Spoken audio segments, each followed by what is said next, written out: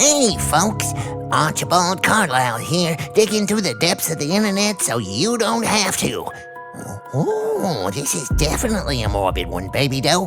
In the year 1919, over 2 million gallons of molasses flooded into the city of Boston's North End, killing over 20 people and injuring 150 more.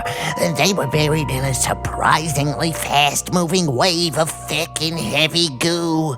This came to be known as the Great Molasses Flood. That is viscously morbid. Archie, that reminds me of a story. A papa mole stuck his head out of his burrow, sniffed the air, and said, "I smell bacon." The mama mole stuck her head out and said, "I smell pancakes." The baby mole was behind them, stuck back in the burrow, pouting.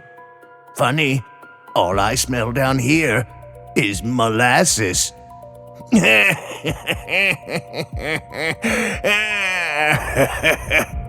Oh, baby doe, can't you be serious for even one moment?